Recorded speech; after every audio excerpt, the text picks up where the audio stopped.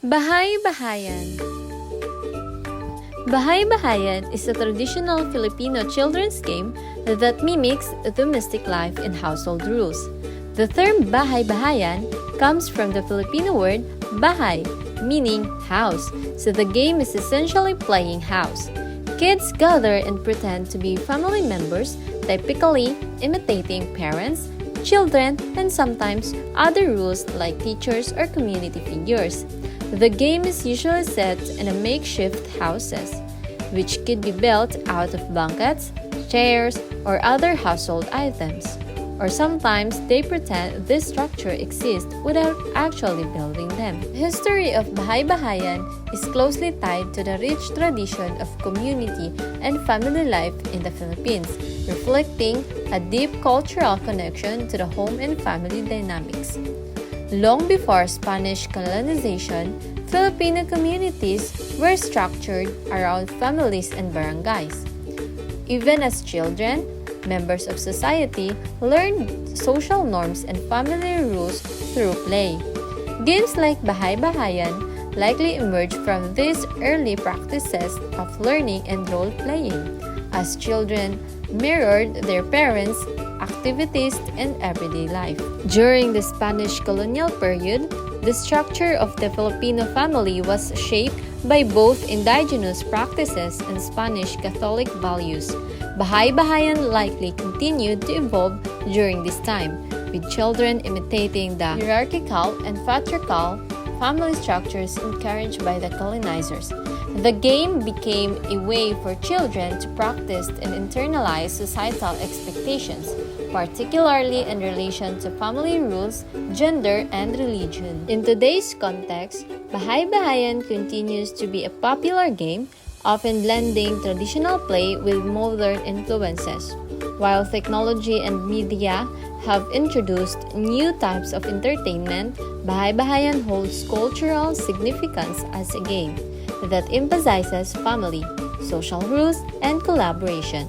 It reflects the continuity of family values and community bonding across generations in the Philippines. The mechanics of Bahay-bahayan. Number 1. The children gather in materials such as blankets, pillows, cardboard, or any available household items to build makeshift houses or rooms. Each group of players can create their own house or stay together in one home. Number 2. Players assign rules like father, mother, child, and sometimes other relatives like grandparents. There might also be additional rules like neighbors or even pets. Number 3.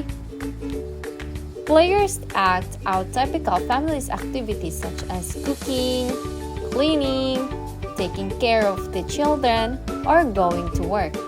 Parents may pretend to discipline the children while the children engaging in playful mischief or school-related activities. A common feature of Bahay-bahayan is pretending to cook using toy pots and pans, leaves as food, and even small stones or other items to represent ingredients. The game often evolves into storytelling, with children introducing various challenges or events for the family to deal with, such as preparing for celebration, dealing with sickness, or going on imaginary trips. Oh, anak, Jasmine, pag-andam na sa imong mga gamit ha kay sunod ugma. Flight na ba yan nato sa Manila? Dapat pag-andam na jud ka karon kay para dito na ang ato ang biyahe, wala na dapat malimtan.